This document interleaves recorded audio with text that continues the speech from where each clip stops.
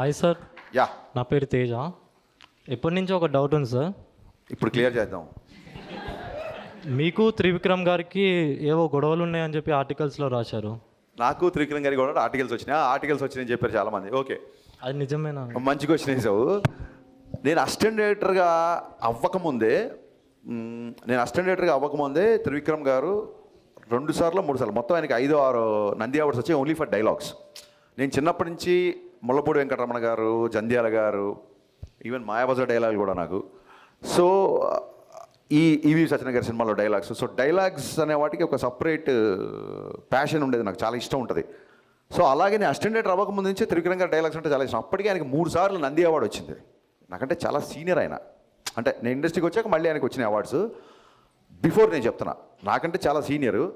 ఇవన్నీ కాకుండా ఇంకొక పెద్ద విషయం ఏంటంటే నేను ఎక్కడ చెప్పలేదు, ఎవరు అడగలేదు ఈ క్వశ్చను.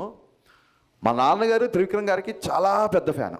ఎంత పెద్ద ఫ్యాన్ అంటే అతడు సినిమా ఆయన కొన్ని 100 సార్లు చూసుంటారు. అంటే మా ఇంట్లో ఒక రకంగా త్రివిక్రమ్ గారే పెద్ద అబ్బాయి.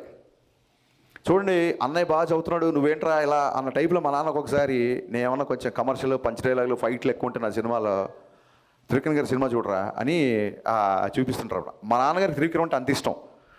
నాకు మా నాన్నగారి ఇష్టం నాకు ఏ రేంజ్లో నాకు కోపం తెప్పించిందంటే ఇంక నేను కూడా లాభం లేదు. 10,000 భావంలో త్రివిక్రమ్ గారి ఫాదర్ దగ్గరికి వెళ్ళి ఆయనకి నా సినిమాలు అన్నీ చూపించి, సార్ మీరు నా ఫ్యాన్ అని చెప్పండి, త్రివిక్రమ్ గారు మా ఇంట్లో పెద్ద కొడుకు, నేను మీ ఇంట్లో చిన్న కొడుకు అవ్వాలనుకుంటున్నా అని చెప్దాం అనుకున్నా. సో త్రివిక్రమ్ గారు అంటే నాకు అంత రెస్పెక్ట్. అది ఇంకా ఈ చెప్తున్నా కదండి, సోషల్ మీడియాలో వచ్చే ఈ ట్రోల్స్, టార్గెట్స్ ఇవన్నీ మనం చూసి నవ్వుకోవాలి అంతే. And no doubt Telugu cinema చరిత్రలో యాజ్ అ రైటర్గా త్రివిక్రమ్ గారు వేసిన ముద్ర శాశ్వతం, ఫర్ ఎవర్ ఉంటుంది ఆయన వేసిన ముద్ర. యా.